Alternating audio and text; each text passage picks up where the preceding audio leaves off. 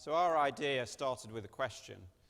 So the biggest issue reputationally that faces the pharmaceutical industry and companies like GlaxoSmithKline is access to medicines for the poorest people on the globe. So how do we take that big reputational issue and turn it into a catalyst for different business thinking and actually use it as a business opportunity rather than a negative for the company?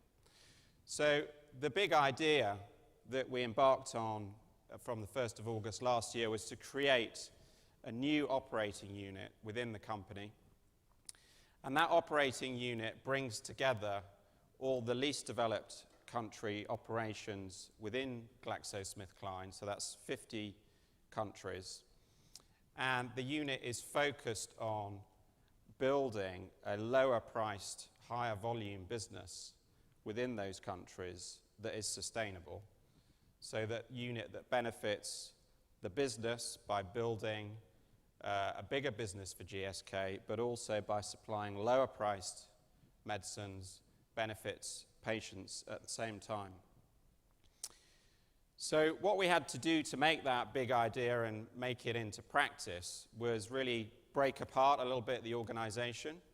So we took our businesses in Africa, our businesses in Asia, which had various geographical homes, and we broke that apart and put them all into one unit, and this is the unit that I now lead and have worked through from August last year. We put in new rules for the unit, so we have rules around pricing.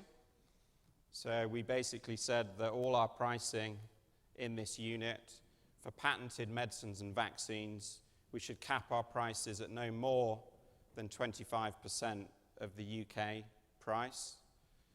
We had a rule around incentives. So instead of a revenue incentive for our executives and managers that work in this unit, we would have a volume incentive so that the business people will be actually focused more around volume and volume strategy than around revenue.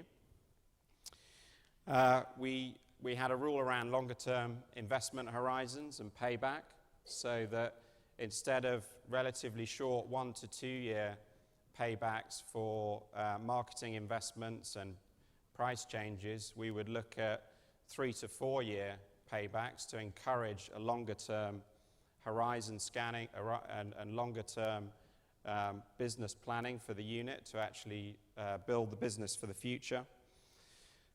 And we would also have a rule around reinvestment, which is probably the most radical bit of the unit, which is that we will commit to reinvesting 20% of any of the profits that we make through this unit back into healthcare infrastructure in the least developed countries where we're operating.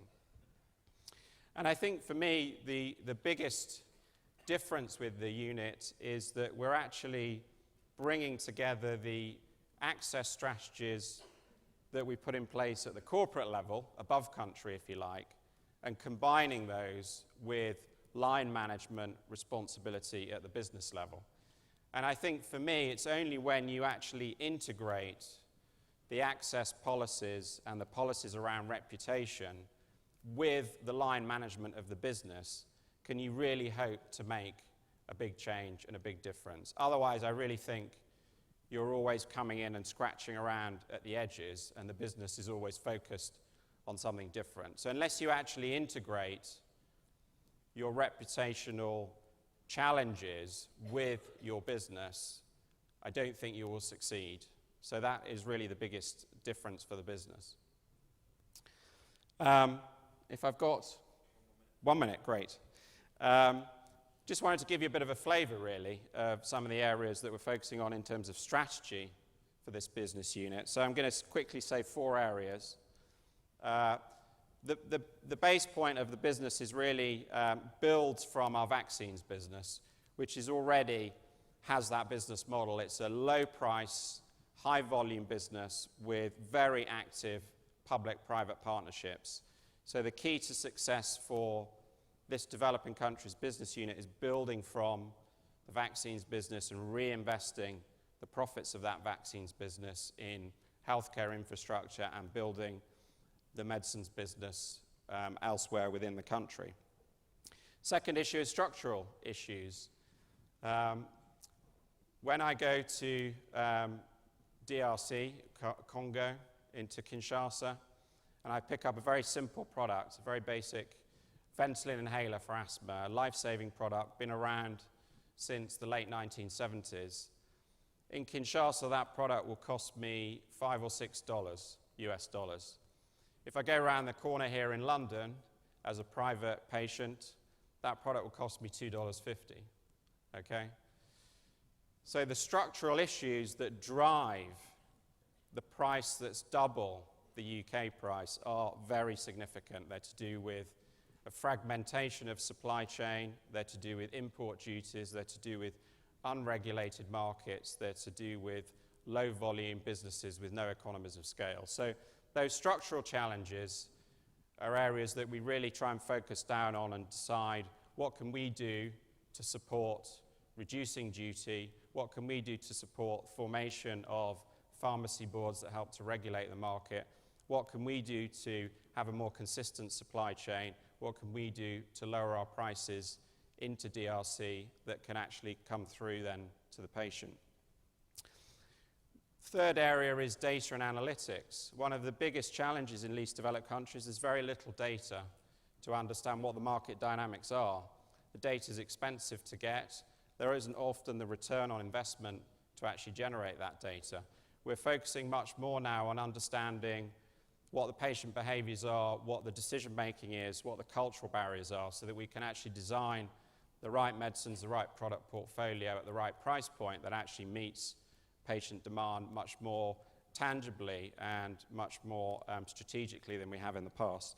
And then the fourth issue is around building a healthcare infrastructure. And here, we're one company. We're a big company, but we're only a small percentage of the pharmaceutical market, about 7%. So we can't do everything by ourselves, but what we can do is perform a catalytic role, and I hope a leadership role, in making a difference to health infrastructure. So we look at supporting, with our 20% reinvestment, healthcare worker training, because we believe that's a very sustainable area of capacity building. We look at supporting more active private sector delivery models that in some cases supplement, or in some cases can be a lot better than the government healthcare delivery models, because they encourage a more entrepreneurial and much more active and engaged society to deliver healthcare with incentives that go with that. And then thirdly, we look at technology and investing in technology in areas like telemedicine for remote areas and in text messaging, SMS messaging for counterfeit prevention. So there's a lot going on. It's early days. We're a kind of learning unit, but we're evolving, I think, very rapidly. We are learning a lot, and it's a great unit for actually learning within the organization. So we're already testing out a number of areas like the volume incentive and saying, well, actually, how does that work in this developing countries unit, and therefore what learnings can we take for the wider GSK organization. So thanks for your time.